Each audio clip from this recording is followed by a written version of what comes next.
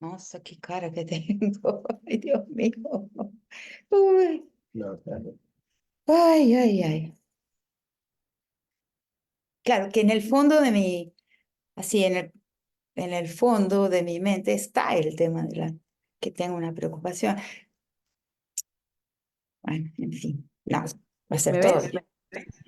¿Me escuchas? Escucho, escucho. Hay un eco, se repite.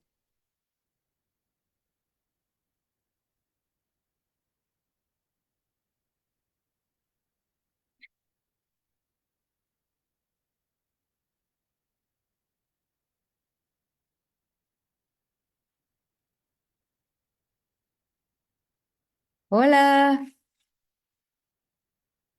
Está bien este fondo así, todo homogéneo. Ah, mira, aquí me veo yo. Hola, Fanny. Hola, querida Rita. Aquí estamos y muy buenos días, Rita querida y el público presente. Ya los saludé también a los que nos están escuchando vía el Facebook de la maestría, vía el Facebook de la Facultad de Ciencias Sociales. Es que dije maestría, me salió el lapsus porque a lo largo de 8 años hemos invitado a Rita en la maestría. Entonces, ahí está mi corazoncito. Pero en esta oportunidad hemos invitado a Rita y ella con placer y mucho gusto iba a venir acá presencialmente a Lima a participar de la conmemoración de los 60 años de la facultad. Bueno, voy a ser corta para presentar a Rita. Rita es antropóloga de formación, es especialista en estudios de violencia, pero ella cuenta que llegó a los estudios de violencia por demanda, no por un interés de estudio al inicio. Y también es una activista feminista. Ella es un referente dentro de la literatura dedicada a este tema, especialmente todo lo que tiene que ver de la lucha y la defensa de la violencia contra las mujeres en Latinoamérica, ¿no? Quiero señalar que Rita es nuestra pensadora desde el sur, ¿no? Ella dice que es una hacedora de palabras. El encuentro con la provincia de Jujuy en Argentina a los 14 años le dio a Rita una conexión profunda con el continente latinoamericano. A raíz de esta experiencia, ella va a estudiar antropología en la Universidad de Buenos Aires, como he señalado. Se va a hacer su doctorado en antropología social por la Universidad de Queens de Belfast y estudió en el Conservatorio. Se fue la voz, se paralizó. Uy, uy, ¿qué hago?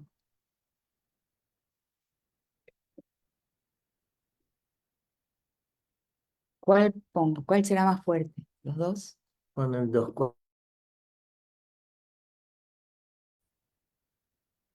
Dios mío. Apreté de nuevo, apreté de nuevo.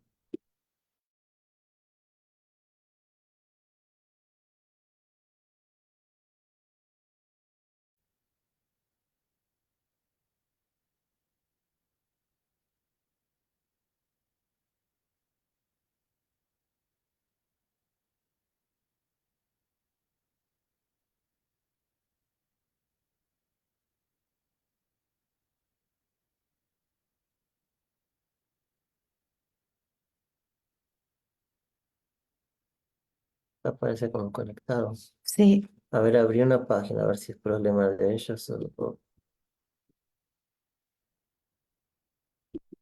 entro de nuevo. No, internet está bien acá. Bueno, Sí, a ver. Ahí sí, hay ahí un entro. fantasma que está hablando por ahí. Sí. Bueno, luego en el 2006 realiza una investigación sobre crímenes contra las mujeres en la ciudad Juárez, en donde identifica las dinámicas y características de la violencia contra las mujeres. A raíz de esta y muchas otras reflexiones, propuso el concepto de femigenocidio, el cual se define como, cito, los crímenes que por su cualidad de sistemáticos e impersonales tienen por objetivo específico la destrucción de las mujeres y los hombres feminizados, solamente por ser mujeres y sin posibilidad de personalizar o individualizar ni el móvil de la autoría ni la relación entre perpetrador y víctima. Cierro la cita. Rita ha publicado diversos libros y artículos sobre estos temas que he señalado: violencia, feminicidio, feminegenocidio. Entre estas, aparte de las estructuras elementales de la violencia, destaco La guerra contra las mujeres, el 2016, La pedagogía de la crueldad, el 2018, entre otros. El 2018 asume la cátedra Aníbal Quijano en España, que se desarrolla en el Museo Reina Sofía. El 2019, en la Universidad de San Martín en Buenos Aires, asume la cátedra Fundamentos de su nueva cátedra de nada menos que el título Pensamiento Incómodo. ¿Por qué es eso? El pensamiento de Rita incomoda, pero nos interpela mucho.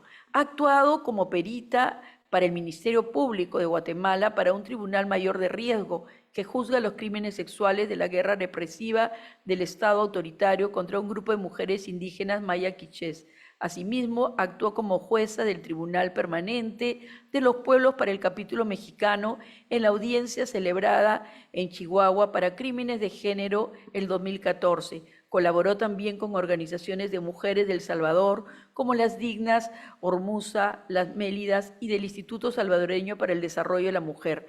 Ha recibido numerosos premios, distinciones y doctorados honoris causa. En Argentina, creo que ya no hay provincia en la universidad donde Rita haya recibido estos honoris causa, entre los que ellos voy a destacar el Premio Latinoamericano y Caribeño de Ciencias Sociales otorgado por Claxo en 2017, el Premio del Colegio en México Daniel de Cosío Villegas en Ciencias Sociales el 2020, el Premio CONEX en el Ensayo Antropológico y Sociológico el 2024. Ha sido nombrada personalidad destacada en la Ciudad Autónoma de Buenos Aires en el ámbito de la cultura el 2019. Asimismo, ha recibido el doctorado honoris causa en la Universidad Autónoma de Entre Ríos el 2018, de la Universidad de Salta el 2018, de la Universidad de Salvador el 2021 y de la Universidad de Salamanca el 2023.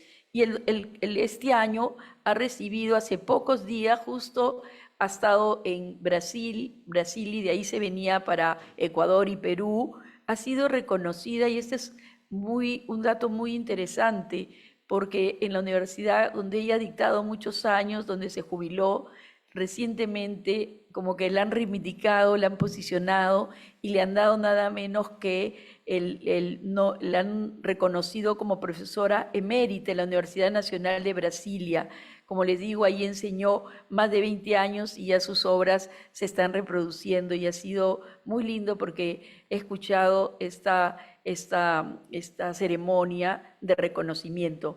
Quiero terminar diciendo que conozco a Rita desde el 2012, que nuestro encuentro fue un encuentro muy lindo. Fue la primera vez, yo ya estaba un año como directora de la maestría de estudio de género, y queríamos justamente crear el área de violencia de género. Y ella fue a través de Tesania Velázquez, que me dio sus datos. Le escribí y no hubo un no, sino sí, te apoyo, colaboro. Y de ahí Rita vino 8 años acá a la maestría y a Lima. Y entonces no quiero hablar más de esto porque ha sido no solamente mi maestra en este tema, que era muy duro para mí trabajar desde el inicio, sino también una amiga. Y entonces quiero terminar señalando una frase de ellas, ¿no? No podemos permitir que la lucha de las mujeres sea colonizada, y hay que señalar que los hombres son las primeras víctimas de la masculinidad. Matan porque otros hombres los presionan para demostrarse machos. El hombre tiene que demostrar su potencia. Nosotras morimos ahí como chivos expiatorios. Y con eso quiero que la recibamos con un fuerte aplauso y con mucho cariño.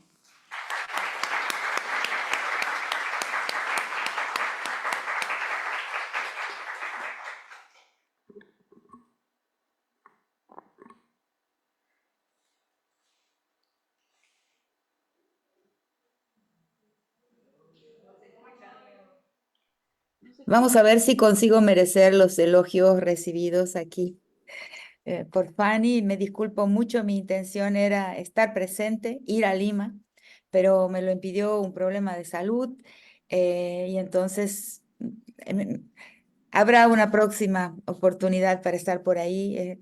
Es una tierra que quiero y que en donde me gusta estar. El título de mi presentación hoy es El papel de la universidad en el camino de la historia hacia un horizonte más benigno.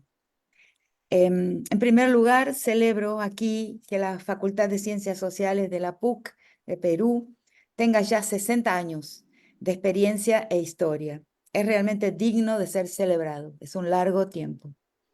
En especial, el hecho de que esa facultad haya tenido la determinación y la posibilidad de desarrollar un diplomado de estudios de género durante más de 2 décadas, transformado hace una década en una maestría con la que pude colaborar en diversas oportunidades prácticamente desde su fundación.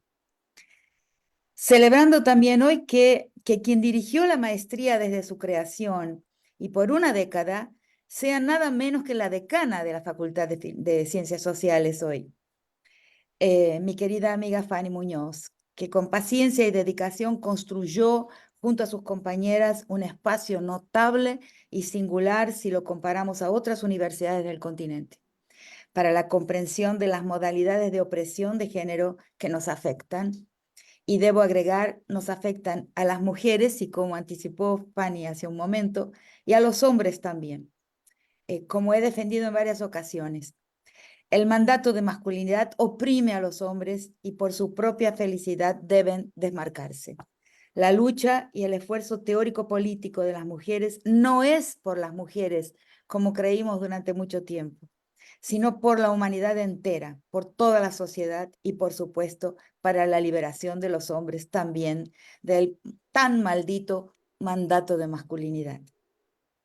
Abro un espacio aquí, ya comenzando con mi exposición, para mencionar el terrible y deleznable caso de la estudiante Claudia Pérez en esa universidad, sucedido en la Pontificia Universidad Católica del Perú hace ya muchos años, y que sea un nunca más, que nunca más algo tan deleznable, tan diabólico pueda suceder entre sus muros.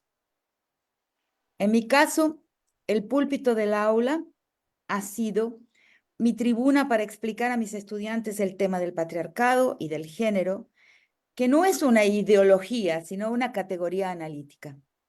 En esto se equivoca nuestro mejor papa en la historia, que es el Papa Francisco, y no lo digo porque sea argentino, sino porque sus posiciones son de las mejores que ha tenido la Iglesia.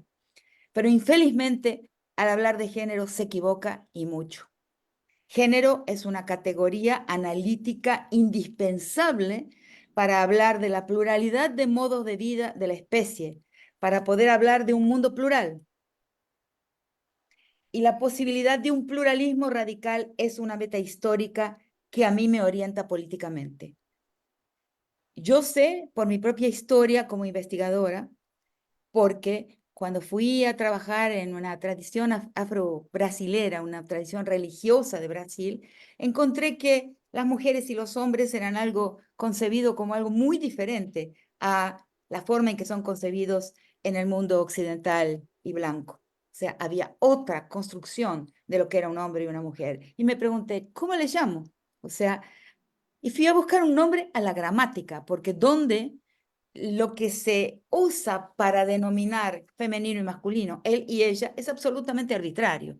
Entonces dije, voy a sacar la palabra género de la gramática, porque en el año 1977 la noción de género no circulaba por el mundo. O sea, circulaba, por ejemplo, la categoría de Margaret Mead, cuando escribe su libro Sexo y Temperamento, ¿no? En 3 sociedades tribales. Y ella le va a llamar temperamento a la diferencia de la construcción de lo masculino y lo femenino, del hombre y la mujer en esas sociedades.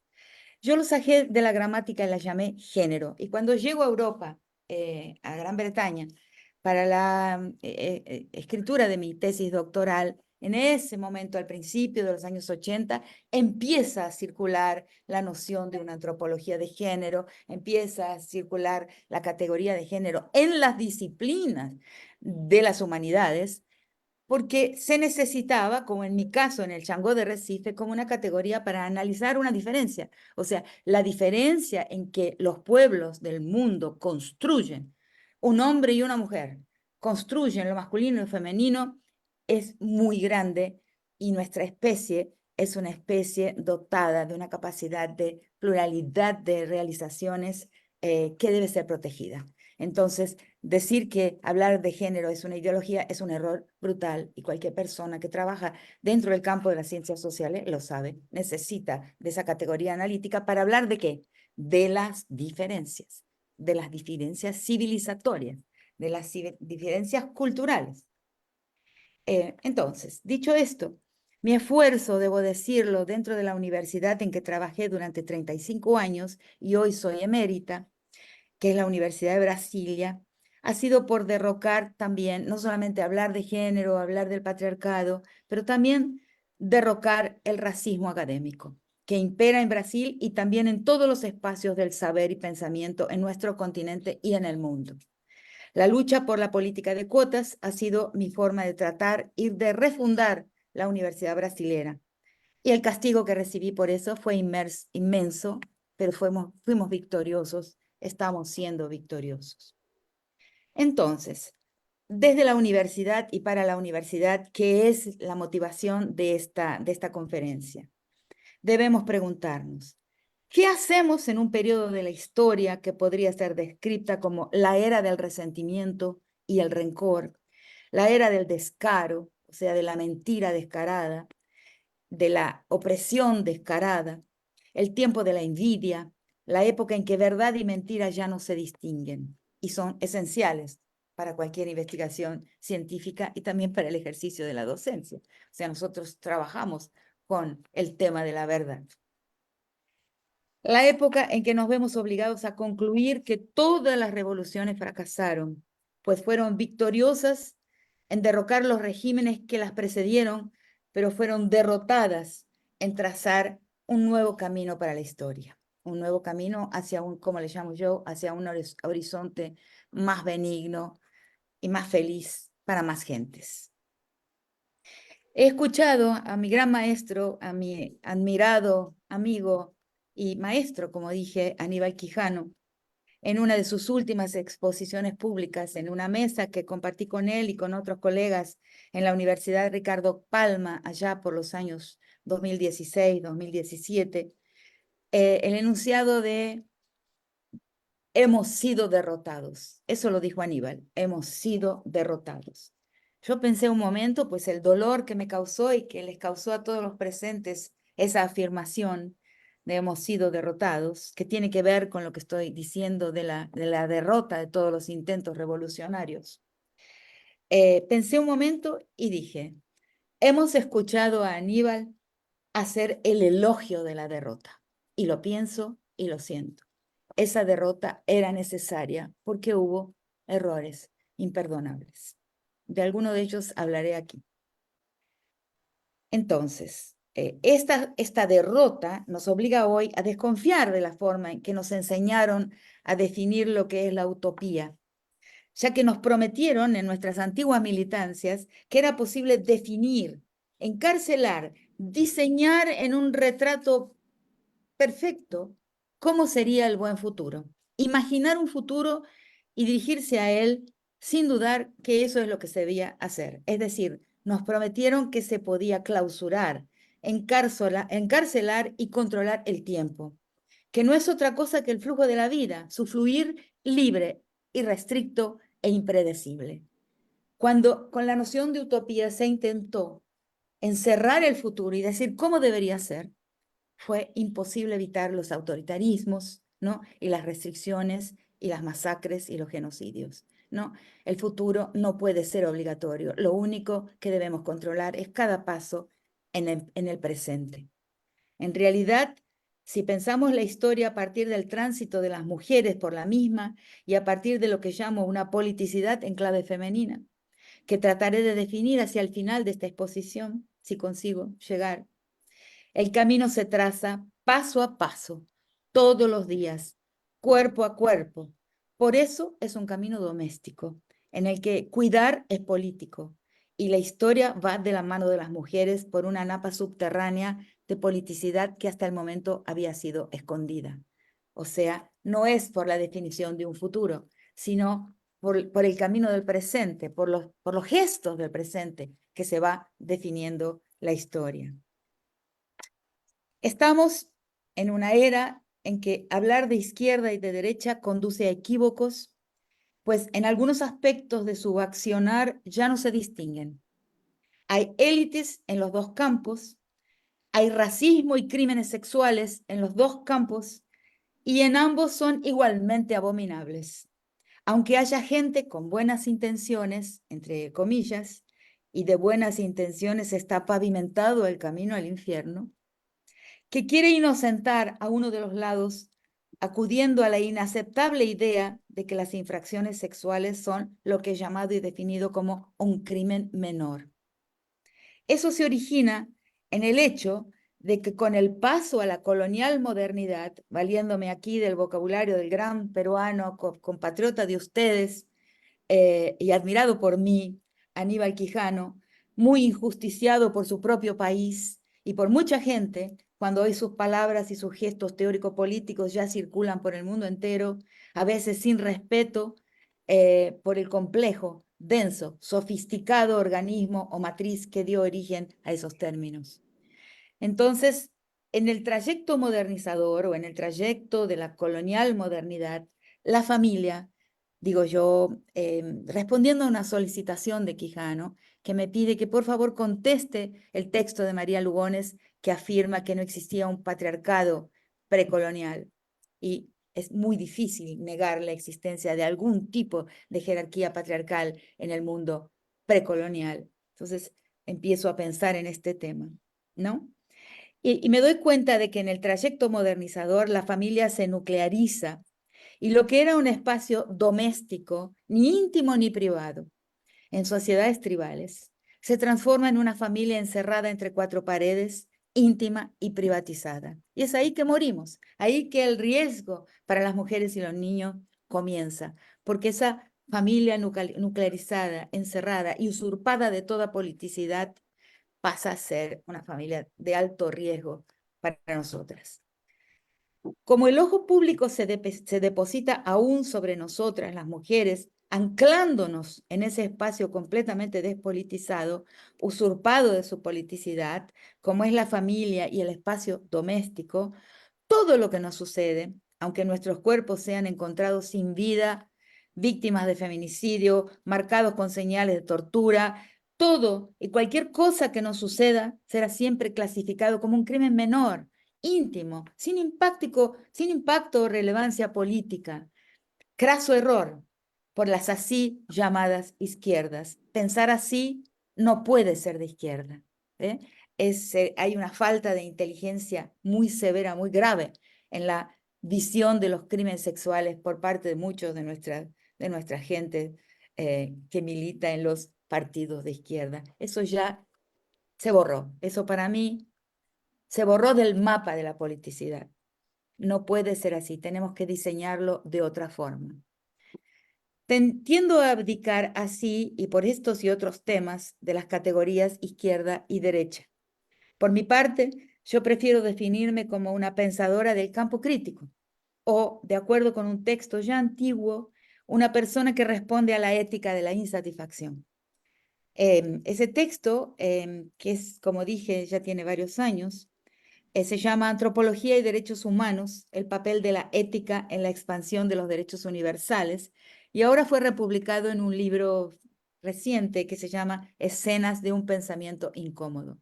En él afirmo que si las morales son muchas, o sea, los elencos de costumbres valoradas y de las costumbres prohibidas en las diferentes sociedades son muchos y se pueden elencar los valores morales, se pueden listar.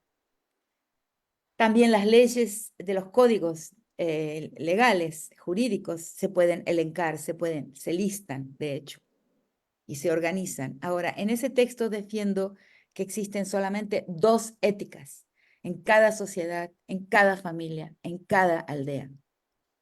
Y esas dos éticas voy a argumentar y uso autores, inclusive para hablar, uso a Foucault para hablar de una ética de la insatisfacción. Esas dos éticas son una ética insatisfecha y una ética conformista. La ética conformística, son dos pieles éticas, son dos sensibilidades. La ética es una pulsión, no es la obediencia a una ley, sino un deseo. Hay dos tipos de deseos éticos.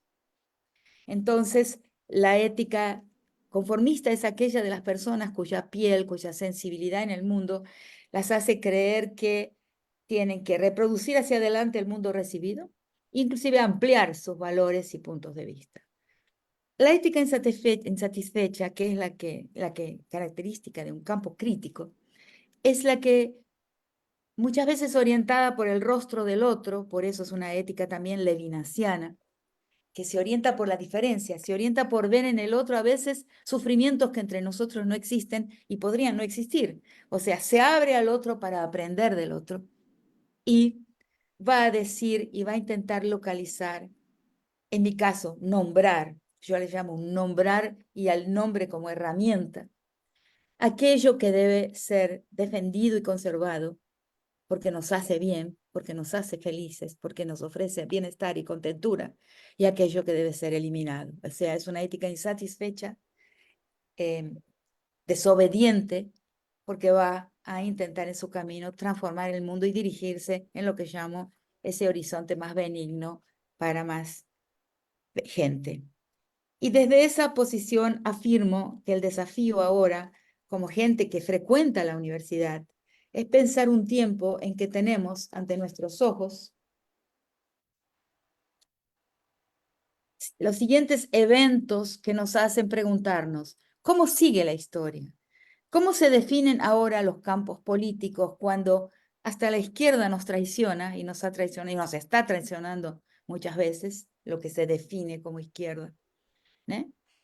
Pensemos en Nicaragua, ¿no? El gran orador del primer aniversario de la victoria sandinista, cuando ofrece su gran speech, su gran conferencia en la celebración de ese primer aniversario, hacía 2 años que estaba violando a su entenada, después transformada en su hija adoptiva, Zoila América Narváez Sandino. No olvidemos que se llama Sandino.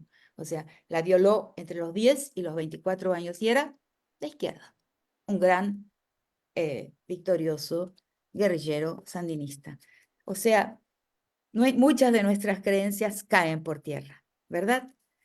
Sin hablar del tema Evo Morales, que ya ha producido mi clausura varias veces, pero estoy bastante acostumbrada y hasta me divierto con las cancelaciones que se me hacen. Son divertidas porque no espero nada. Yo hablo, mi único lujo es decir lo que pienso y también pensar que puedo equivocarme, pero hacer uso de una libertad irrestricta, de mis evaluaciones y de mis ideas. Entonces estamos en un mundo, en un presente muy, muy complejo, en el que estamos expuestos a una serie de situaciones nuevas. Por ejemplo, la guerra de Ucrania, que el sentido común de esa izquierda que permanece en los siglos XIX y XX, lee hoy como una guerra entre dos frentes marcados por una conflictividad ideológica. Es falso. Imposible hacerles entender que la guerra de Ucrania nada tiene de ideológico, porque es un territorio, es un conflicto por territorio y poder. Es una guerra por poder y adueñamiento. Pero es imposible. Hay una gente que no consigue retirar de su mirada el filtro construido en los siglos XIX y XX y no consigue ingresar en el siglo XXI, donde esa bipolaridad por razones ideológicas del mundo ha desaparecido. Son dos capitalismos, con sus variedades, que luchan por territorio y usan el mismo tipo de armas para ese fin. En segundo lugar, ¿cómo sigue la historia después del genocidio palestino y la usurpación de su territorio? Mis 2 textos de 2009 y 2014, también republicados ahora por casualidad en el libro Escenas de un pensamiento incómodo, son leídos hoy, me consta, por lectores que equivocadamente piensan que acaban de ser escritos. Y como dije, fueron escritos en 2009 y 2014. Eso mismo nos demuestra que la masacre y expulsión de los palestinos de sus territorios ancestrales no comenzó el 7 de octubre del año pasado, porque esos textos estaban escritos hace mucho tiempo y eran sobre el mismo tema. Es más atroz que el Holocausto porque está mostrado sin pudor y con total descaro a los ojos del mundo, mientras el holocausto permanecía oculto. O sea, se sabía, algunos sabían, muchos sabían, pero muchos también no sabían lo que estaba sucediendo en los lágeres. Los ejércitos aliados ingresan en los lágeres, en los campos de concentración de Europa Oriental, y quedan perplejos por lo que ven. Nosotros no quedamos perplejos por ver niños sin brazos, sin piernas, absolutamente sus cuerpos destruidos, madres llevando en los brazos niños muertos, y madres muertas, y padres muertos, y un pueblo entero, unas ciudades enteras destruidas. No quedamos tan perplejos como los ejércitos aliados entrando en los lágeres.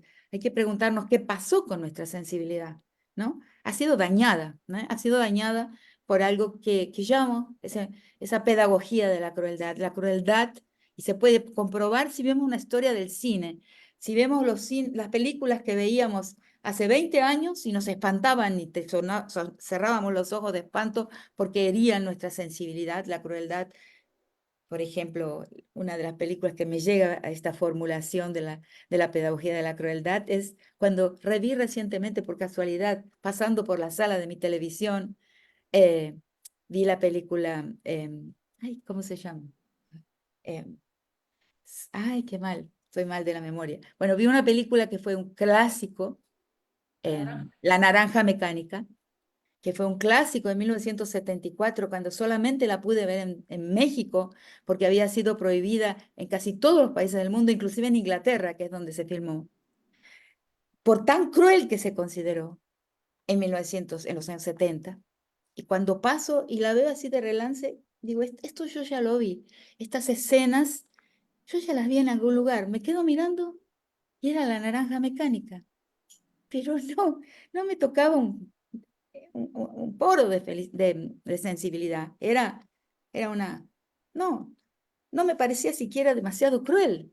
Entonces fui, para un texto que tenía que escribir en esa época, a buscar a Malcolm McDowell, que fue su actor, su protagonista, y encuentro una entrevista con él en la que Malcolm McDowell dice: cuando la filmé, quedé enfermo, tuve que pasar por un tratamiento terapéutico para volver a trabajar, para volver a interpretar. Y hoy esa película es una comedia. Lo mismo que yo había pensado. Entonces dije, no, no estoy loca, es verdad. Si el actor lo dice, yo también lo puedo decir. ¿Qué ha pasado entonces con nuestra sensibilidad?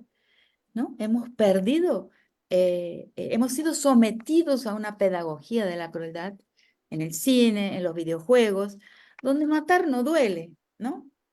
Bien. Entonces, nuestra manera de reaccionar a algo tan espantoso como es el genocidio palestino tiene que ver con la exposición a la pedagogía de la crueldad a que hemos sido sometidos. Es necesario trabajarnos, retrabajarnos y recuperar la sensibilidad, porque si no, como digo en uno de mis textos, Palestina somos todos. Quien moleste, ¿no?, al camino de la apropiación, y eso lo saben ustedes peruanos y lo sabemos todos en América Latina, no solo la colonialidad del poder está vigente hoy, como dijo el gran Aníbal, sino que la conquistualidad del poder está vigente y está en curso hoy. La conquista nunca se encerró, dependiendo de dónde vivimos. Yo vivo cerca del litio y cerca del uranio. Ustedes viven cerca de otros lugares codiciados, ¿no?, por los dueños del mundo. Entonces, Palestina somos todos. Prepárense, porque así como el poder de muerte pudo ejecutar a un pueblo entero, podrá ejecutarnos a nosotros en el primer momento en que molestemos a la expansión del extractivismo, por ejemplo. Entonces, quiero decir entonces que estamos en una época en que no hay más Estado de Derecho en el mundo, ¿no? Porque se puede matar un pueblo delante de los ojos del mundo sin que haya reacciones, sin que se pueda evitar. Entonces, ese Estado de Derecho que los derechos humanos intentaron establecer para todos, ese código de leyes para la humanidad, ha claudicado. Si la ley, incluyendo la legislación del campo de los derechos humanos, siempre fue una ficción, un sistema de creencias, como llamamos a las religiones los antropólogos, pero un sagrado ficcional que se comportaba como una gramática para el orden de las interacciones sociales, en el sentido que nos referimos a él para decir que la gramática es esta, ¿no? Pero, sin embargo, debemos saber, darnos cuenta que cuando dejamos de matar a alguien que nos molesta, perturba y ofende, no abdicamos de la fuerza porque recordamos la fuerza de la letra del Código Penal. No voy a decir, no, no lo mato porque la ley dice tal cosa. No es esa la razón por la que no matamos a quien nos está molestando y, digamos, en mi caso, incidiendo en mi capacidad de bronca itálica. No lo mato por otras razones, no porque me acuerdo del Código Penal, sino porque ya estamos persuadidos, convencidos, disuadidos por otros canales y claramente que de que eso no se hace, o sea, nuestra sensibilidad, nuestra emocionalidad, nuestra convicción interna nos dice no, eso no se puede hacer, pero no es porque pensamos en el código de leyes. Y la razón de eso es que si antes la ley no ha alcanzado una eficacia simbólica, persuasiva, por más inscripción que la misma tenga en los códigos, no hará ningún efecto. Primero tiene que convencernos. El ejemplo más claro es el aborto, ¿no?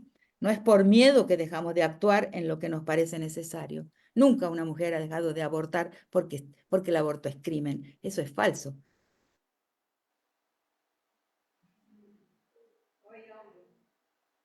Ratito, se fue el audio. Rita.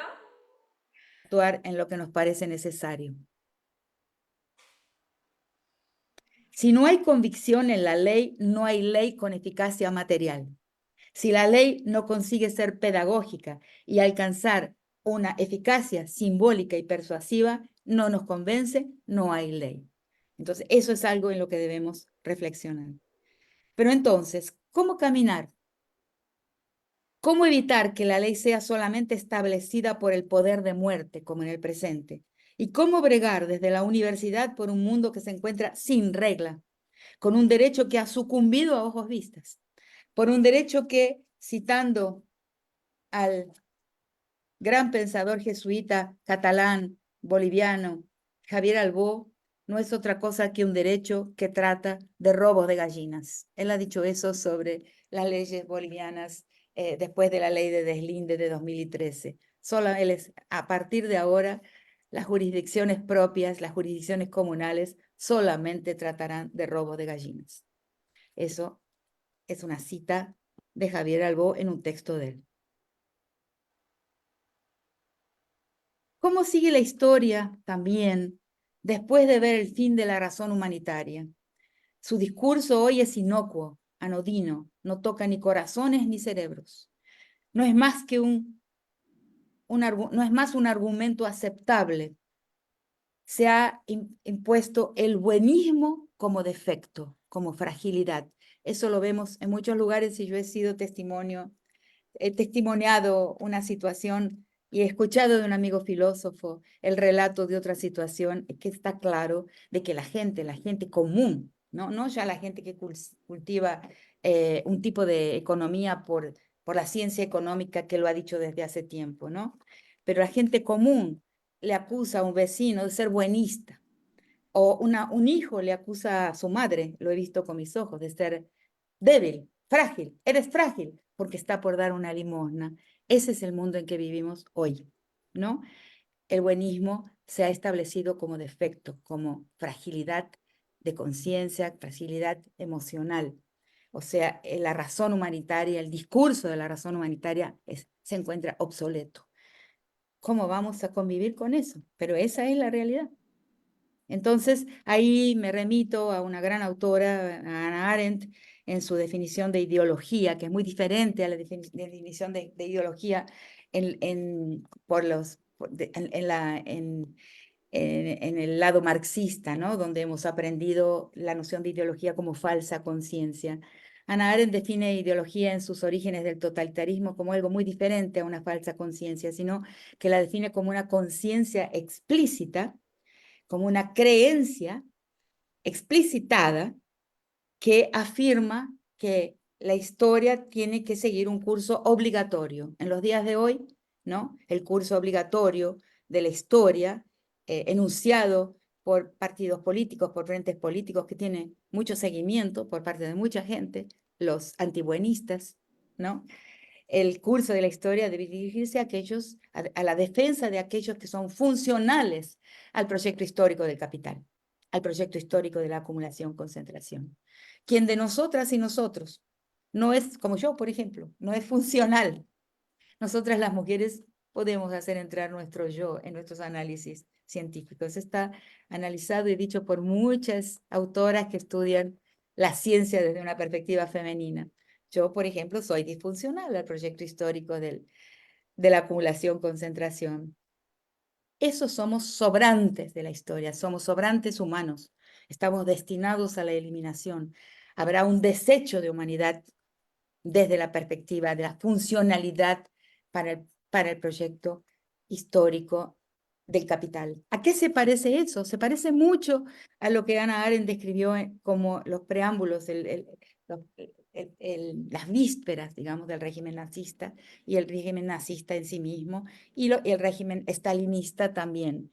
Son dos regímenes para los cuales todos aquellos que obstaculizaban el camino hacia la meta histórica definida por una ciencia histórica, en el caso del nazismo, definida a partir de la biología darwiniana, o lo que hoy llamamos el darwinismo social, o sea, la raza superior.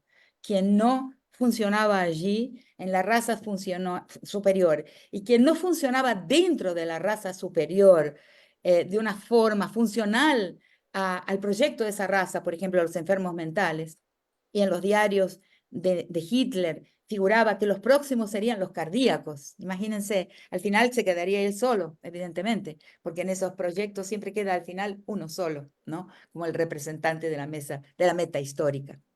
Entonces quien no funcionaba dentro de esa meta histórica de la pureza racial definida darwinianamente, en un falso Darwin, porque Darwin jamás afirmó ni cosa parecida, tendría que ser eliminado. Y en el caso del estalinismo, quien no funcionaba de acuerdo a una ciencia de la historia tomada y mal extraída de Marx, pero existe un lado evolucionista de Marx, una escritura evolucionista de Marx, ¿no? Y eso es lo tomado por un estalinismo que se siente también autorizado a la eliminación de todo quien es disruptivo o representa un obstáculo para el camino de la lucha de clases. En el presente estamos frente a algo muy semejante y que ya está entre la gente. Por eso han votado y están votando como votan. ¿Cuál es el papel de nosotros y nosotras como universidad para tratar de eso? ¿No? ¿Cómo pensar el mundo que ha encontrado por izquierda y por derecha el límite de la propuesta multiculturalista? ¿No? Y eso es un hecho. O sea, en mi libro La Nación y sus otros, yo ya critico y veo los límites de esa propuesta multiculturalista en aquel momento, en los años 2000, en los años 90 y 2000, reforzada y propuesta, ¿no? Desde el norte, ¿no? Desde el capitalismo y es una propuesta, digamos, norteamericana, yo diría, que responde a la caída del muro de Berlín, como el mundo soviético también respondió con una oferta. Ambos lados del mundo bipartido, cada uno ha respondido para el fin de ese mundo bipartito, para el fin de la Guerra Fría, ha respondido con una oferta, ¿no? El mundo soviético respondió fragmentando el bloque y entregando a las naciones que lo componían un Estado propio. El mundo occidental capitalista respondió ofertando algo también, que fue el multiculturalismo. Así es mi comprensión de ese fenómeno desde mi libro La Nación y sus otros.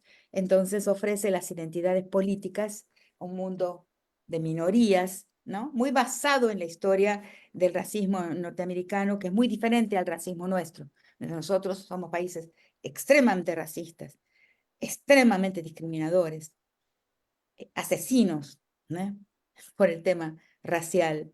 Inclusive les recuerdo que el epicentro de la perspectiva de Aníbal Quijano, el epicentro del modelo de la perspectiva de la colonialidad del poder no es la clase, sino la raza, la racialización de los cuerpos, sus productos y sus saberes, la creación de un eurocentrismo y la racialización también de los territorios y de los continentes, separando los imperiales y los que fueron colonia. Entonces, en Estados Unidos hay una historia del racismo, una historia de la construcción de raza, pero es distinta a la nuestra, latinoamericana. Lo he escrito en algunos textos, no vale la pena ahora recordarlo, pero porque no solo he tratado de la violencia contra las mujeres, está en muchos de mis textos el tema del racismo.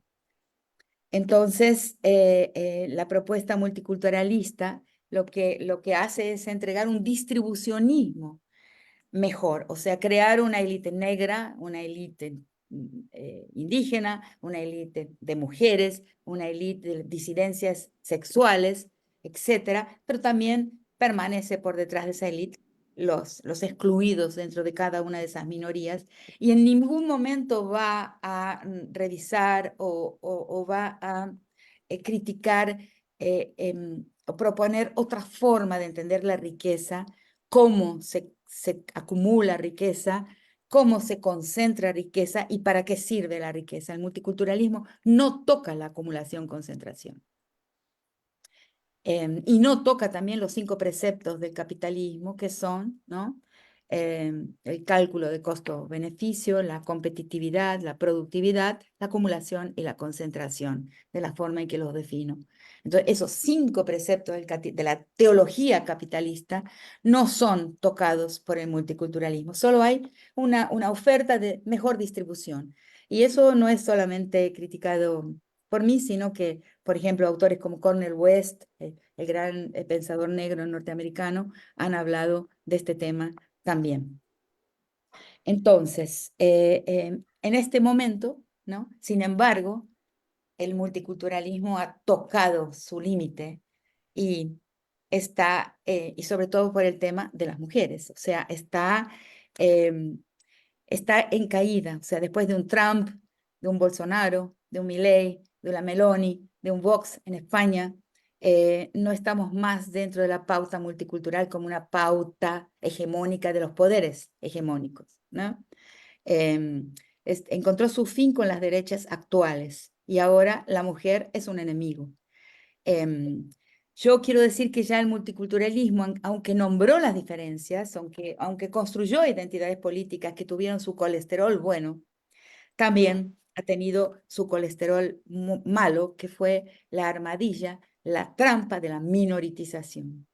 Yo soy hoy, y estoy construyendo un argumento contra el minoritismo, porque desde cada posición de sujeto el pensamiento es virtualmente universal. O sea, hay una enseñanza que le sirve al mundo, como estaba diciendo antes, sobre el feminismo, sobre las mujeres, que no es solamente su propuesta, no es solo para las mujeres como habíamos creído, sino que es para un progreso de la humanidad, para un bienestar, para un beneficio de la humanidad, que incluye a los hombres también, ¿no? Otra razón para mi cancelamiento por algunos sectores del feminismo, pero es lo que pienso, lo siento mucho, nuestro proyecto político es para la humanidad.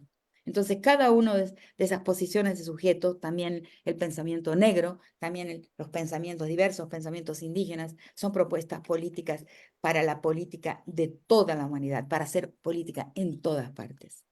Y debe universalizarse. Cada una de ellas hoy erróneamente es consideradas minorías, los racializados, los pueblos étnicos, las mujeres, las disidencias y transitividades de género y sexuales. Cada una de estas posiciones de sujeto ofrece un camino político, teórico, afectivo y estético para toda la humanidad y son sujetos universales. Eso es algo que dentro de la militancia y del pensamiento y también en lo que hacemos en la universidad debe ser modificado, revisado.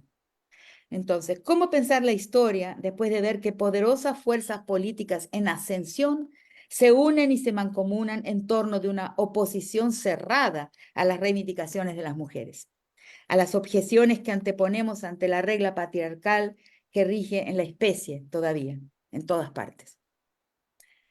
Esas fuerzas defienden un mundo cuya estructura es la dueñidad, el adueñamiento. Un mundo más que desigual, un mundo en el que en los años 60 y 70 hablábamos de desigualdad, pero hoy tenemos que hablar de dueñidad. Es un mundo adueñado, feudal, refeudalizado, con espacios comunes mucho menores que en la época del primer feudalismo. Fuerzas políticas que respaldan y representan el proyecto histórico de la acumulación, concentración de riqueza. El proyecto histórico de las cosas y no de los vínculos. No voy a referirme a eso hoy, pero sí es algo que propongo como dos proyectos que atraviesan hoy la fase del planeta y que son el proyecto histórico de las cosas y de los vínculos y que hacen que vivamos una vida anfibia, a veces invirtiendo vínculos para conservar o obtener cosas y a veces invirtiendo cosas para preservar vínculos. En el mundo andino, por ejemplo, la fiesta. La fiesta es un gasto, pero es un gasto empleado en conservar y reforzar vínculos, por ejemplo. Yo tuve esa idea justamente en Bolivia, de esos dos proyectos históricos en la fase de la tierra y están en todas partes. Y dentro de nosotros. Vivimos en tensión y divididos por esos dos proyectos de felicidad. Un proyecto histórico es una meta de felicidad dentro de nosotros mismos. Entonces, ¿qué hacemos entonces frente a ese mancomunamiento de fuerzas políticas que defienden la acumulación, concentración y el derecho de los dueños, ¿no?, a ese adueñamiento? Y colocan en la calle a rebaños, y sin miedo y sin pudor y sin vergüenza, hablo de rebaños, que colocan en la calle para supuestamente luchar por la vida, lo que es fácilmente contestable, y les voy a explicar cómo. Es muy fácil responder a esa reivindicación. Entonces, digo que son rebaños, ¿por qué? Porque observo en los noticiosos muchas veces, porque soy atenta a ese fenómeno, a periodistas acercarse a las personas que están en las marchas por la vida, con esas estatuas de feto bastante repugnantes, y les preguntan, ¿por qué están aquí? Por la vida. Segunda pregunta, ¿y por qué? Por la vida, defendemos la vida. Tercera pregunta, bueno, pero ¿cuál es cómo definen? No, por la vida. Y no salen de una repetición de la misma palabra, no pueden explicar más o hacer un análisis de lo que están haciendo en la calle por la vida. Y la verdad es que no pueden explicarlo porque es inexplicable. Porque si vamos a ser activistas por la vida, si vamos a defender la vida, la vamos a defender en todo lugar. Ahí vamos a salir a la calle, a marchar por la vida, de todas las formas, de todos los niños y niñas, en cualquier parte. Pero eso no sucede. O sea, vamos a defender la vida de los niños que han nacido de esas dificultades y que no pueden ser defendidas por sus madres, por sus padres, porque están en una situación de precariedad absoluta. Esa vida no la defiende. Después de que nació, que se muera de hambre, que se muera de no tener remedios. Ahí paró la lucha. No es defendible esa lucha, no es sostenible esa lucha por la vida porque es falsa. Es una falsedad ideológica. Cae inmediatamente y percibimos que es un argumento ad feminam y no pro vita. O sea, se dirige a oprimir la vida de las mujeres, porque la vida se protege solamente cuando está en una barriga de mujer y totalmente dependiente de esa mujer que la lleva adentro, ¿no? Y como dijo una niña tucumana de mi país de 10 años que había sido violada por el novio de su abuela, llega al hospital pidiendo abortar y grita, sáquenme esto de adentro, sáquenme esto de adentro. Y lo que está gritando y la manera en que lo dice es muy similar a lo que una mujer dice cuando está siendo violada. Entonces yo, después de escuchar ese grito de esa niña y ver las descripciones de lo que sucedió ahí en ese hospital en que pedía por un aborto, pedía ser liberada de lo que le habían puesto adentro, me doy cuenta de que la criminalización del aborto es un crimen de Estado, es una violación de Estado, o sea, la peor de todas las violaciones, el peor de todos los crímenes de violación, porque es un crimen del Estado contra las mujeres. Entonces, debo decir también que el desasosiego y el susto con que han arrebañado a esas gentes para oponerse a un proyecto de cambio de mundo de la mano de las mujeres debe alegrarnos, porque nos están demostrando ese desasosiego con que ponen esos rebaños en la calle en 10 años, 11 años como mucho, ¿no? Mientras las mujeres hemos trabajado teórico políticamente en construir nuestros argumentos, las definiciones de nuestras metas históricas, nuestros análisis, nuestra crítica feminista a la filosofía, al derecho, a la antropología, a la sociología, a la historia, a la ciencia, y etcétera. Hemos trabajado, hemos llenado estantes de bibliotecas virtuales y físicas del mundo con nuestro esfuerzo intelectual por hablar de un mundo donde no exista más la opresión de las mujeres. Entonces, en 11 años, 12 años, vemos esos rebaños puestos en la calle por estas iglesias empresariales. Y ese desasosiego y ese susto que manifiestan defendiendo lo indefendible, nos demuestran algo que a mí me alegra. Nos muestra lo que amenazamos. Nos muestra lo que está en juego y lo que las mujeres amenazan el mundo de los dueños. ¿Y por qué amenazamos? Y ahí voy ya llegando hacia el final de mi exposición. Amenazamos porque permitimos fácilmente, y eso es lo más simple de entender, la acumulación de fuerza atrás de esos poderes, o sea, apoyando esos poderes, porque las mujeres siempre hemos sido sospechosas. Cualquier mujer de este mundo sabe que al salir a la calle, al salir al espacio público, tiene que pensar bien si estos aretes están muy largos, si estoy muy escotada, si me he pintado mucho, si estoy, en fin, si no me van a molestar, porque siempre estaré bajo el ojo público, bajo sospecha. Quien me hizo notar eso, y últimamente lo cuento constantemente, fue un preso en mi primera investigación sobre la violación, solicitada por un secretario de Seguridad Pública de la ciudad de Brasilia, donde yo vivía en 1993, cuando esa investigación es solicitada, porque nunca quise estudiar violencia, pero respondí a un pedido de nuestro rector en 1993. Entonces, un preso, como era una investigación pedida por el gobierno de la ciudad y por la Secretaría de Seguridad, o sea, lo que la jefatura de la policía de la ciudad, tuvimos condiciones de entrevista con los presos muy privilegiadas. Era prácticamente un diván psicoanalítico con la puerta semicerrada y el custodio, el guardia policial del lado de afuera de la puerta. Y eso, entonces un preso nos preguntó, ay, pero profesora, ¿usted no vio Eva? Entonces, yo le tengo pero me sorprendí muchísimo, ¿no? ¿Y qué tiene que ver Eva? ¿No? Porque un violador es un moralizador, es un disciplinador. El violador es la conciencia más moral de todas. Y eso, yo sé que es difícil percibirlo, pero él está disciplinando a su víctima. Así lo construye en su conciencia, en su mentalidad. Entonces, profesora, ¿no vio Eva? ¿No? No, ¿y por qué? ¿Qué tiene que ver Eva del Génesis? Sí, Eva del Génesis, profesora, pero ¿cómo no se da cuenta? Es gracioso, sería cómico si no fuera trágico.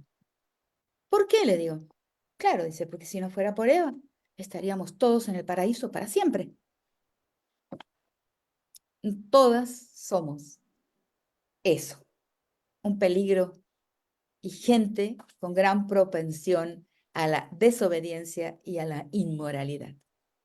Bien, entonces es muy fácil acumular fuerzas contra las reivindicaciones de las mujeres, contra el feminismo, o como quieran llamarse, porque de muchos lugares del mundo, en África, por ejemplo, en algunas favelas de Río de Janeiro, es sabido por autoras que se habla de un mujerismo. Perfecto, un mujerismo. O sea, pero todos los emprendimientos de las mujeres están bajo sospecha, son la presencia de Eva en el mundo. Y entonces es muy fácil la acumulación de fuerzas políticas, ¿no? Contra la mujer o contra las reivindicaciones y los pedidos de cambio de las mujeres, contra la politicidad de las mujeres. En segundo lugar, ¿no? Hacer desmoronar la desigualdad de género hace caer el edificio de todas las desigualdades, porque el patriarcado es fundacional, o sea, es la piedra angular, es el cimiento, ¿no? Es el cimiento, es la primera forma de desigualdad en una escala filogenética y en una escala ontogenética, o sea, familiar, de la vida particular de cada persona. O sea, el discurso del padre como un discurso más poderoso es bastante general, bastante universal. La ley, ¿no? Entendida en el sentido lacaniano, que es útil, pero debemos intentar criticar, entender que la ley es necesariamente masculina, ¿no? Lo que forma a un sujeto, lo transforma a un sujeto en un sujeto social, capaz de la vida en sociedad. ¿Por qué no? Es colocado ahí la imagen de un falo, o sea, podemos repensarlo. Varias autoras como Judith Butler han intentado repensar por qué tiene que ser la imagen de un falo, ¿no? Lo que establece la ley. En fin, son temas difíciles e importantes. Pero digamos que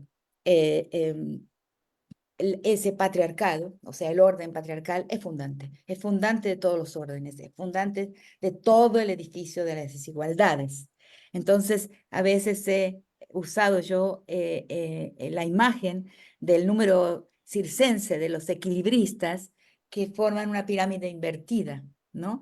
La pirámide invertida de los equilibristas, donde abajo hay alguien en una moto y luego van 2, 4, 8, hay una pirámide de equilibristas hacia arriba, pero abajo hay una estructura, un portador. Y digo, ese es el patriarcado. Si lo retiramos de ahí, el edificio entero cae. Y yo creo que nuestros antagonistas del proyecto histórico lo saben, ¿no? Eh, eh, por eso cuidan del patriarcado como un orden pedagógico que mantiene el edificio en pie.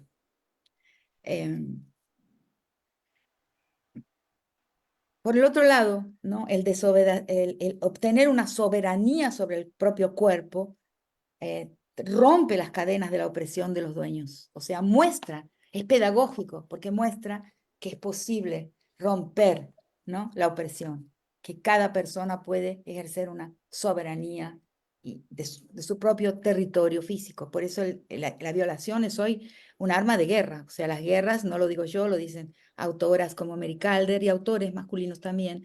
La guerra, inclusive hacia el Medio Oriente, es una guerra totalmente, entre nosotros las guerras mafiosas, son feminizadas, son progresivamente feminizadas. O sea, la violación, o sea, el acceso no compartido, no comulgado, no aceptado, el acceso al cuerpo de mujeres y también de hombres, pero los hombres denuncian mucho menos, es una de las formas más exitosas, una de las estrategias más exitosas de la guerra, de las guerras del día de hoy. Y el miedo, ¿no?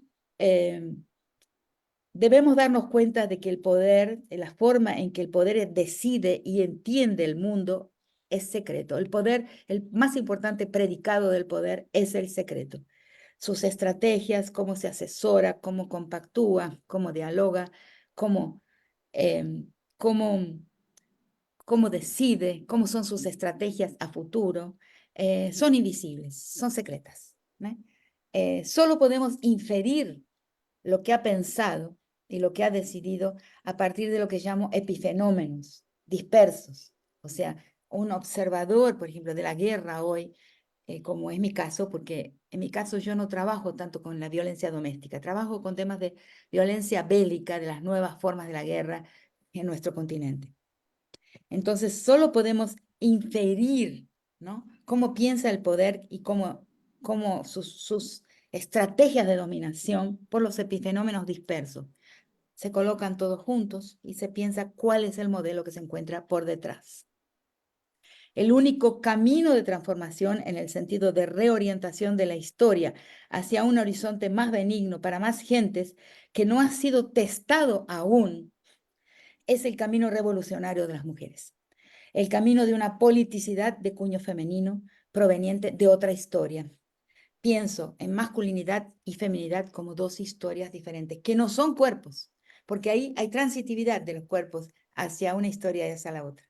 Por eso a veces de repente se exhuma un cuerpo de un gran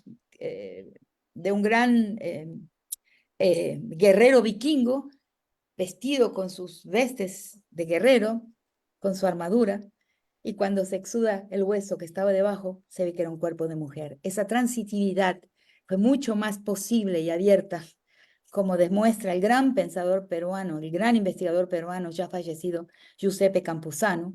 Tenía un nombre italiano, pero era un peruano de ley, y que levanta las cédulas coloniales que dicen cómo se castigará al indio que se vista de india y a la india que se vista de indio. Eso nos muestra, y también mucho trabajo antropológico, no de la época de una antropología decolonial, de una antropología de las formas del presente, de la antropología, pero en la antropología clásica, Pierre Clastes, por ejemplo, se encuentran ya evidencias de que la transitividad de género no era un problema en los pueblos precoloniales, y se transforma en lo que era una dualidad, se transforma en un binarismo a partir de las leyes coloniales, y un binarismo en donde hay un determinismo biológico. Por eso los feminismos hoy que defienden el determinismo biológico no se dan cuenta de que en la historia de nuestro movimiento la ruptura, la desobediencia con relación al determinismo biológico es parte de la historia de la lucha de las mujeres desde el primer momento, y esa desobediencia, que no era una desobediencia, pero era, digamos, ese no dar lugar al determinismo biológico, estaba también en las sociedades precoloniales. Entonces, hay una politicidad otra que es de la historia del espacio doméstico, que tiene una forma de gestión y de administración de la vida que ahora está pasando al espacio público. Lo vemos claramente en diversos países del continente. Pero está pasando al espacio público defendiendo con conciencia de género, no como muchas mujeres. Es el caso del Perú, por ejemplo, que ocupan una posición en el espacio público, pero sin ninguna conciencia de género, sin ninguna. O sea, eso ahí hay una carencia de una categoría dentro de nuestro pensamiento de mujeres, mujerista o feminista, o como le quieran llamar, que el pensamiento contra el racismo tiene. En el pensamiento antirracial existe la categoría de conciencia racial. Nosotras debemos ahora pensar en la categoría de conciencia de género. De nada nos sirve un cuerpo, porque el cuerpo no determina nuestra conciencia, sino trabajamos esa conciencia de acuerdo a una conciencia del cuerpo y los derechos y la opresión sufrida por el cuerpo que llevamos. Entonces, es imprescindible conseguir pensar la política en otros moldes. Ese es el desafío para la universidad, teniendo en cuenta lo que acabo de elencar, de presentar brevemente aquí, un panorama del presente donde hemos sido derrotados, pero debemos aprender de esas derrotas. Debemos mirarnos en el espejito de la reina mala. Aquí no fue bien, aquí no estuvo bien. Entonces, es imprescindible que desde la universidad colaboremos con la gente, porque de eso se trata, estar entre la gente, ¿no? Para pensar la política en otros moldes y con otros vocabularios, porque usar los vocabularios de los siglos XIX y XX puede traicionarnos y capturarnos en un pasado que no resultó, o sea, que no fue victorioso. Y la universidad debe tener un papel relevante en ese intento. Debemos ayudar a reconocer los errores y reinventar la historia, eliminando su distancia con el mundo que la rodea, con el territorio en que esa universidad inscribe. Necesitamos universidades arraigadas, conociendo el mundo a partir de su arraigo de lugar y tiempo. Allí, los programas de extensión, por ejemplo, son fundamentales y deben tener el destaque debido. Bueno, es esto. Muy bien.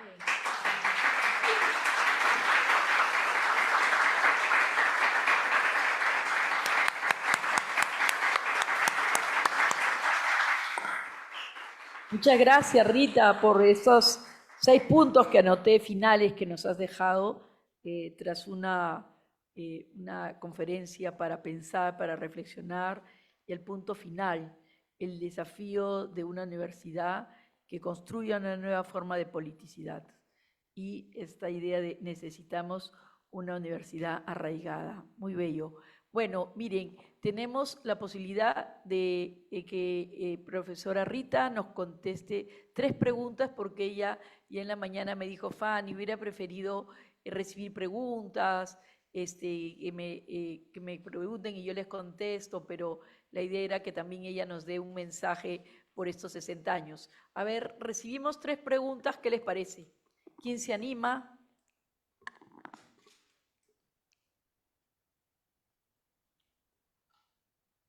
Rita, están pensando. También para las personas que nos están siguiendo por las redes, pueden hacer alguna pregunta. ¿Sí? Ahí la profesora, sí, nos gustaría que se presenten, sí. Esta conferencia la estamos pasando online, pero también en el auditorio Gustavo Gutiérrez. Ha venido al público aquí presente, estudiantes, lo cual es muy bonito, muchos estudiantes te están escuchando y también personas que han venido a escucharte. Sí. Sí, buenos días con todas las personas presentes y con la profesora Rita.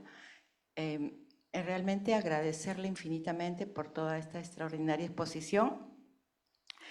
Pienso en lo particular que ha calado el alma y la conciencia muy profundamente. Y yo soy un poco sensible, pero no voy a llorar de ninguna manera porque, los temas que ha tratado son, y que ha mencionado y que ha trabajado, y la teoría tan analítica y tan precisa es extraordinaria.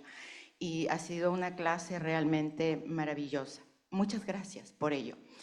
Mi pregunta muy precisa, porque imagino que muchas personas acá están interesados también en preguntar y faltan 2 preguntas. Pasan muchas cosas por mi cabeza, pero es el tema que usted narró de esta niña tucumana me ha impactado sobremanera. O sea, porque esta experiencia se debe repetir todos los días en diferentes partes del mundo, con la trata de personas, con las violaciones, con los abusos que hay dentro de las familias y que no se conocen, ¿no? Y realmente cuando usted dice que tenemos, que podemos salir a protestar, ¿no? Y relaciono con esta parte, a protestar por la vida, pero que no sabemos y no conocemos y no sentimos qué es la vida. O sea, porque no tenemos claras las ideas y los conceptos o esas vivencias del sentir que nuestra vida es el bien más preciado que tenemos y que tenemos que cuidarlo y que nos deben respetar y que debemos cuidarlo mucho. Pero si el Estado y todas las estructuras están haciendo caos en todo, entonces nosotras y nosotros, ¿en dónde nos amparamos? ¿En dónde nos refugiamos? ¿O quién? No es que busquemos una protección, porque al interior incluso de nuestras familias no la encontramos. Entonces, ¿qué hacemos al respecto? ¿O cómo unir fuerzas o ideas para poder mantenernos con esa vida valiosa y maravillosa que todos y todas tenemos? Muchísimas gracias, muy amable. Rita, recibo otras preguntas y para que contestes, aquí hay una pregunta que te hace Angélica Mota online. Tú la conoces porque es profesora de la maestría, también directora de la maestría de San Marcos de género. Angélica te pregunta, que era un tema pendiente en una de tus visitas para con nosotros, es ¿en qué consiste la politicidad femenina? ¿No? Porque justamente tú has hablado, el último punto, del desafío de la academia de una nueva construcción de política, ¿no? Y ella te hace la pregunta sobre la politicidad femenina. ¿Otra pregunta? Sí. Tu amiga, Virginia. Hola Rita, y gracias por eso, ha estado realmente brillante como siempre. Mira, bueno, muchas cosas, ¿no? Pero me gustaría centrarme en aquello que tú decías de la creatividad y la fuerza de la reflexión feminista. En esta idea tan potente de Aníbal Quijano, que tú reconoces con tanta fuerza, el haber colocado la raza en el centro del análisis creo que es absolutamente fundamental como aporte, ¿no? Sin embargo, también me interesa ver cómo María Lugones hizo como propuesta incorporar también la colonialidad del género, ¿no? Y dentro de eso yo te quiero preguntar, porque ella dice que no hubo patriarcado previo a la colonia.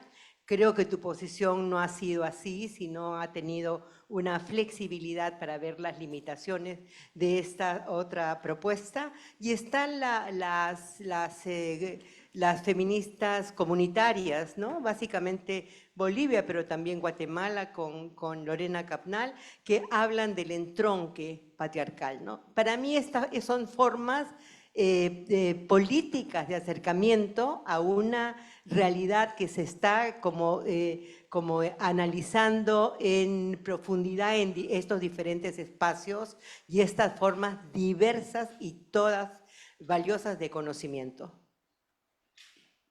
Sí. Bueno, entonces Bueno, dejamos ahí, ahora aunque voy a creo dar que otra conferencia, sí. No, porque cortito, son sí, largas. ya. La última pregunta, sí, y la última, perdonen porque tenemos otra mesa más. Aquí te voy contando que hay una pregunta de María Soledad Breña que nos está escuchando también, que te ha visto por la transmisión. ¿Cómo y qué deberíamos hacer para construir valores para una vida más igualitaria? Sí, y la última pregunta. Gracias, mi nombre es Yanela, soy politóloga de aquí y de verdad es un gusto escuchar a Rita. Yo le presté mucha atención, con mucho más énfasis y me he quedado pensando todo este tiempo cuando se empezó a hablar de la izquierda, de la derecha, de lo que es el género, de lo que ahora se habla, puede ser feminismo.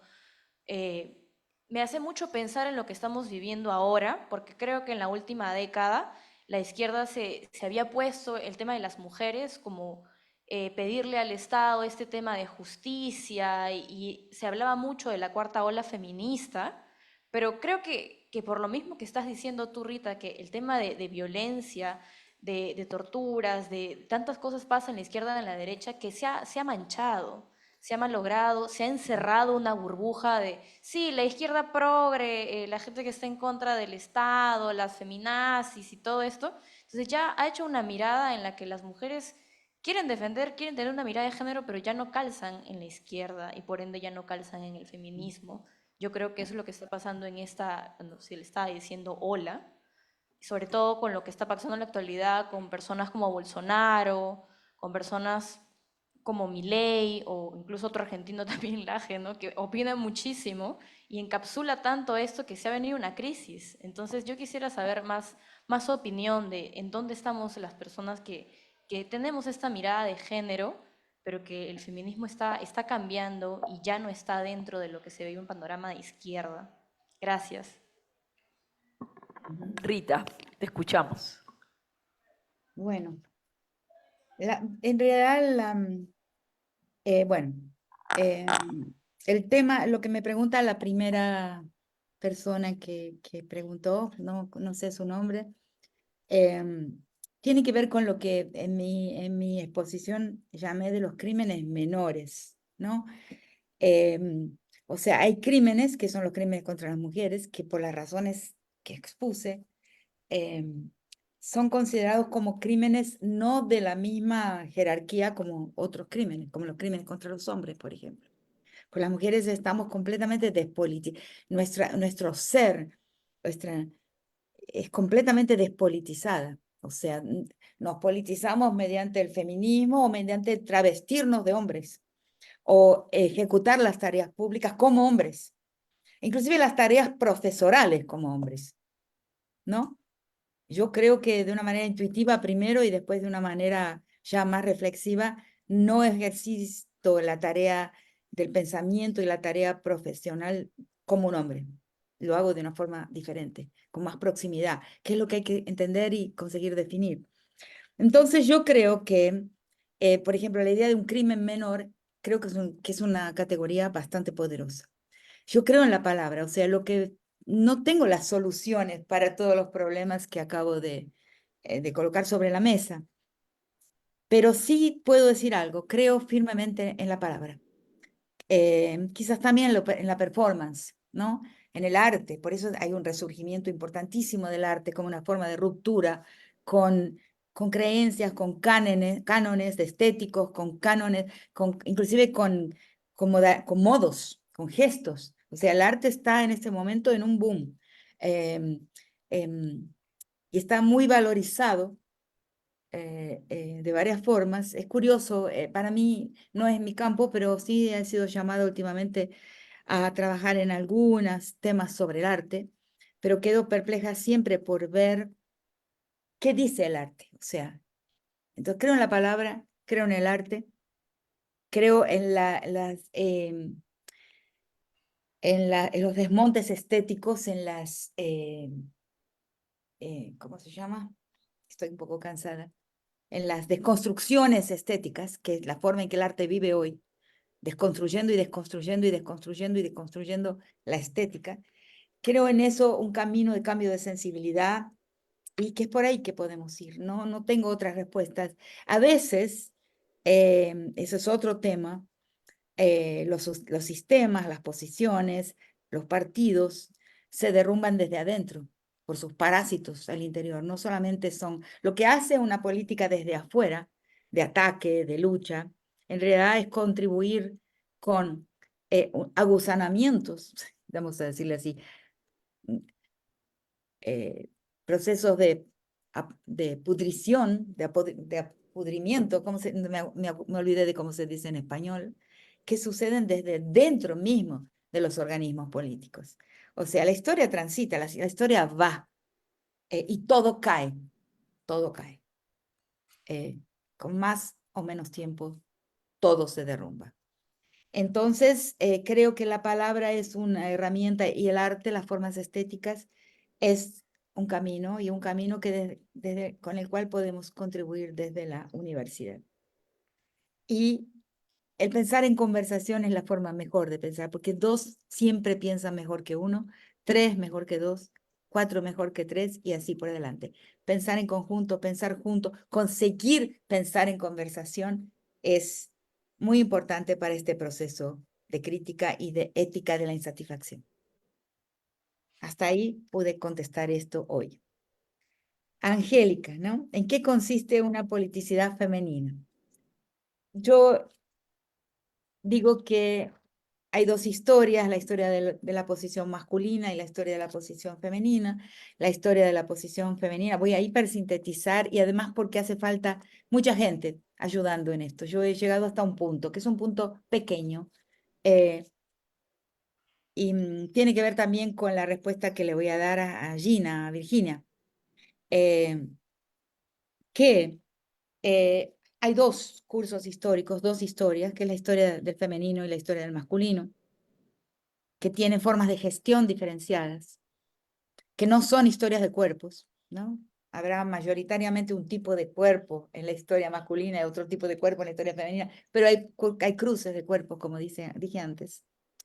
Y lo que pasó con el tránsito a la modernidad es que como digo siempre, tengo una teoría no weberiana del Estado, o no completamente weberiana del Estado, porque yo creo que el Estado es la última etapa de la historia de los hombres, o sea, que es una historia de gestión distanciada que viene del parlamento en los grupos tribales, en los pueblos tribales, del parlamento entre hombres del mundo de afuera, casa afuera, como se dice en Ecuador, o sea, afuera de la casa, entre aldeas, entre casas, entre aldeas, entre pueblos y después con el Estado Nacional, cómo se va a parlamentar, lo que se va a ir a buscar. Eso es visible en países como Brasil, ¿no? Los hombres tienen esa tarea a lo largo del tiempo y ahora algunas mujeres ingresan ahí. Y la vida casa adentro, que también es gestión, que también es administración, que también es política y que también tiene un impacto en el destino colectivo. Pero se hace de otra forma, viene de otra historia, es la historia del femenino, es la historia de las mujeres.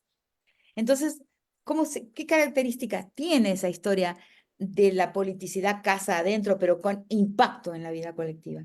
Y bueno, tenemos que pensarlo entre todas. Yo llegué a un poquitito, yo formulé algo, ¿no? Es una politicidad otra, escondida, o sea, lo que sucede, inclusive es necesario recordar con el tránsito a la colonial modernidad, es que ese espacio doméstico es usurpado de su politicidad pasa a no ser representada, o sea, pasa a ser negada, opacada, o sea, está como escondida, pero sí continúa existiendo en nuestras casas en América Latina, jirones de comunalidad, hay en las cocinas, y hay por ahí una forma de las mujeres, un tipo de complicidad cuando las mujeres están entre ellas, hablamos entre nosotras, que es propia. Basta tomar un taxi manejado por una mujer y uno empieza una conversación de otro tipo muy distinta a cómo hablaría con un chofer hombre, por ejemplo. Se observa de varias formas, pero no tiene inscripción discursiva porque no lo observamos. No observamos en qué consiste la politicidad, el acuerdo, la complicidad, aunque hay competición, no estoy idealizando, hay peleas, hay oposición, hay guerras entre mujeres, ¿no? Nunca, inclusive muchas veces digo que por la masculinidad ser corporativa es obediente. Cuando alguien es macho alfa, el resto obedece, baja la cabeza. Los hombres obedecen a la escala, a las jerarquías masculinas. Nosotras no tenemos mujer alfa y no hay obediencia dentro del mundo de las mujeres. Estamos en guerra siempre, pero sí conversamos de otra forma, sí hay complicidades. Entonces, esa politicidad necesitamos entenderla, describirla, inscribirla mejor en el discurso, porque como dije antes, creo en los nombres, yo creo en las palabras. Entonces, debemos construir una estrategia de una politicidad otra, escondida, protegida en la envoltura de lo doméstico, o el terreiro en el caso de los cultos afro-brasileros, porque también lo aprendí ahí, que se esconde detrás de un lenguaje de familia, lo que es una conducción política, lo que es una administración de la vida. Entonces, hay riesgos, ¿no? Porque vemos, por ejemplo, vemos hoy mujeres que surgen de ese tipo de politicidad, nombre de Berta Cáceres, Mirelle Franco, Francia Márquez, Sonia Guajajara, también Tori Vialero, Quispe, Yuma Chipaya, Jai Suruí en Brasil y otras. En Bolivia hay un gran liderazgo, ay, que se me va el nombre en este momento, pero cada país tiene sus liderazgos femeninos que van a salir de un mundo comunal y van a hacer política en el espacio público de esta otra forma. Entonces, una politicidad en clave femenina es pragmática y orientada por las contingencias y no principista en su moralidad. Eso es una definición mía. La pongo a discusión y les pido que, si les interesa este tema, lo piensen. O sea, pensémoslo juntas. No es principista en su moralidad. Es investida en el proceso, lo que decía hoy, paso a paso, cuerpo a cuerpo, y no en el producto. O sea, lo que más tarde aprendí de un político chileno que está preso en este momento y que se llama Hadwe y que es arquitecto, hablando de esto me decía, yo como arquitecto hablo más en el trayecto que en el proyecto. Perfecto, lo hago entrar acá. La politicidad femenina es más investida, más ocupada del trayecto que en el proyecto. Muy interesante ese vocabulario.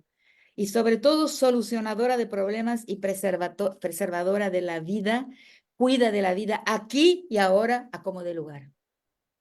Es inmanente y no trascendente. Es del estar, ¿no? Como diría Kusch, un filósofo argentino, y no del ser. Es tópica y no utópica, como dice Ondina Pena Pereira, que fue mi orientanda y escribió un bello libro sobre ver la vida desde una perspectiva tópica y no utópica. Es próxima y no mediada, no burocrática, es concreta y no abstracta. Es doméstica y no pública, pero donde lo doméstico es político.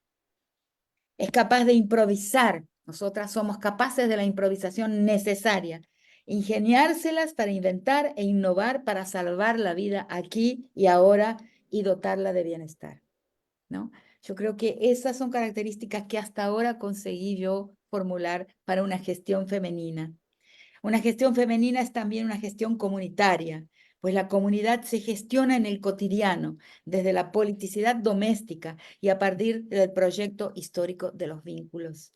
Y la politicidad doméstica es también una contrapedagogía de la crueldad, porque está basada en el cuidado, como otra perspectiva de gestión, de política. Maternar es político, porque acaba teniendo un impacto, es decir, incide en el destino colectivo y trama, teje una piel ética, de un determinado tipo y una sensibilidad política de un determinado tipo que es propicia al bienestar. Entonces, esa es mi definición hasta el momento, no llegué a más que esto, de lo que sería una politicidad de cuño femenino. Ahora la respuesta para Virginia. Sí, yo creo que María Lugones, a quien conocí, y era argentina también, pero con una vida totalmente vivida en el norte, es una crítica a la colonialidad del poder desde una perspectiva femenina, una crítica al patriarcado desde la colonialidad del poder, pero hay un problema en su construcción de su argumento que tiene que ver con que va a basarse en un libro, en una tesis doctoral primero, de Oyeronke Oyewumi, que va a hablar de The Invention of Women. O sea, porque Oyewonke defiende que en su mundo, que es el mundo yorubá, no existe la mujer hasta la entrada de los británicos, o sea que es la colonización británica que va a inventar el género y va a imponer el género dentro de la vida del pueblo yoruba. Entonces, María se basa muy fuertemente en esa tesis para afirmar que no hay un patriarcado precolonial.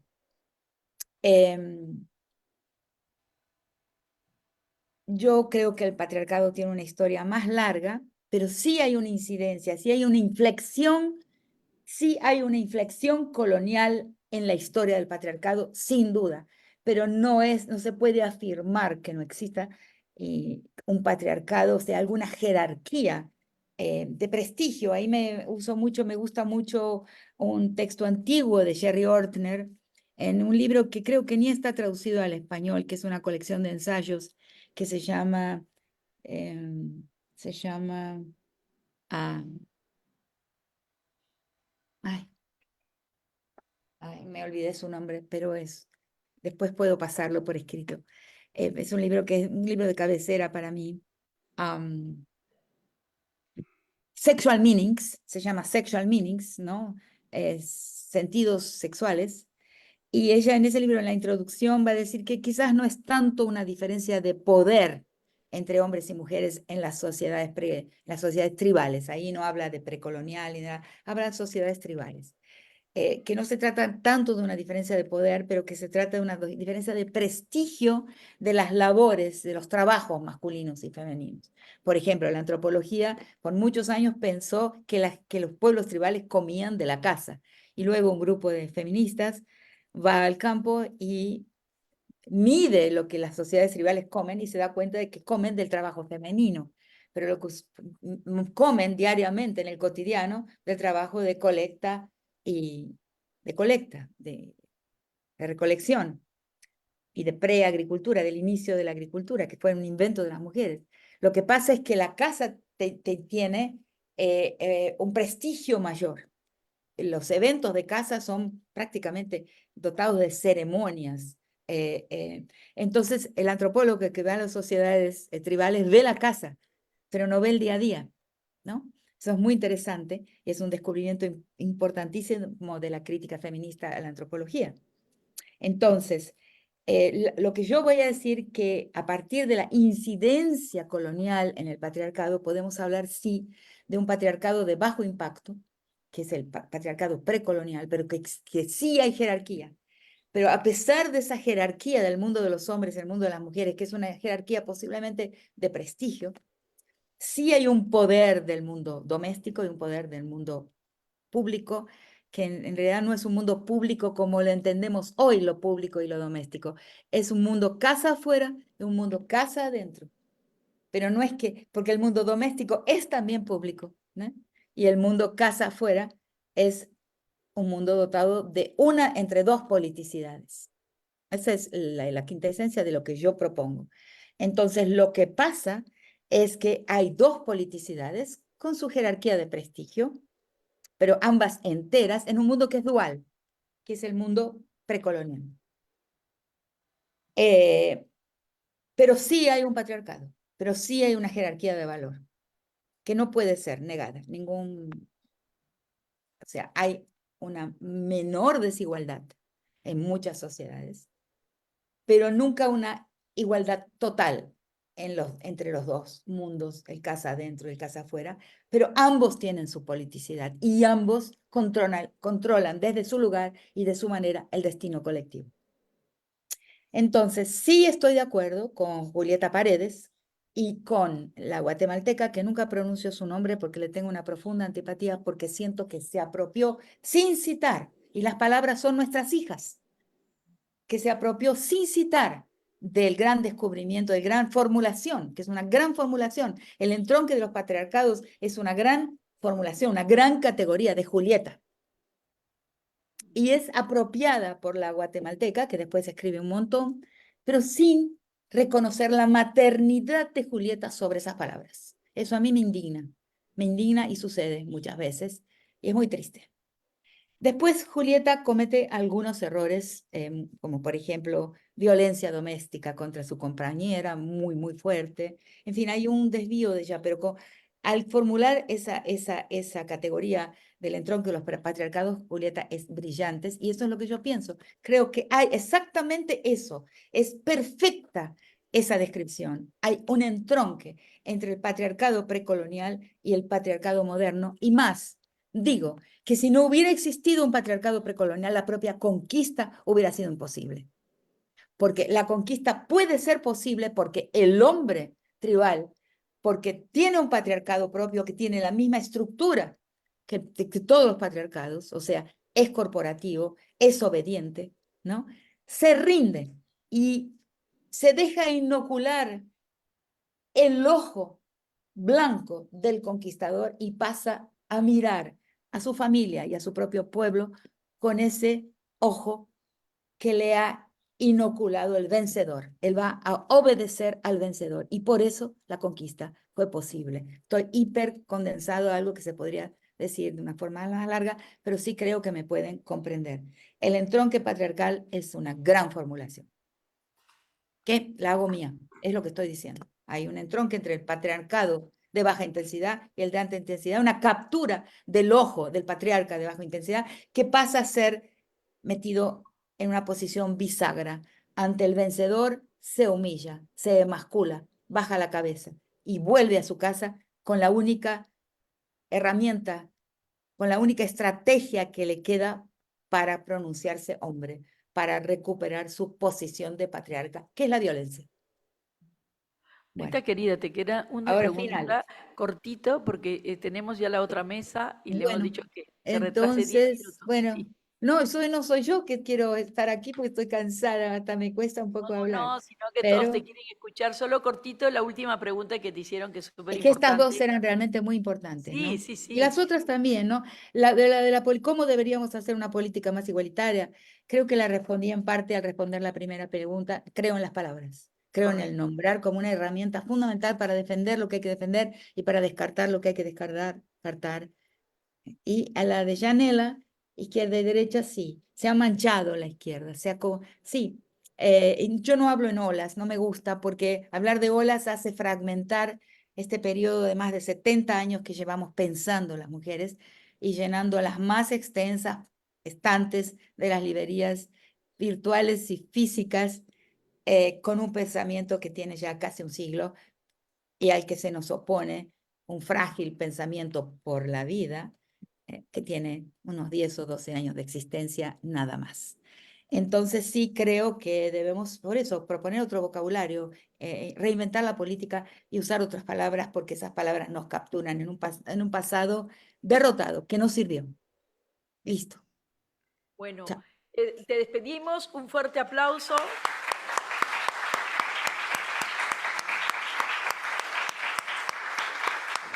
Gracias, Rita. Gracias por tu tiempo, por el cariño y por ese compartir hoy día.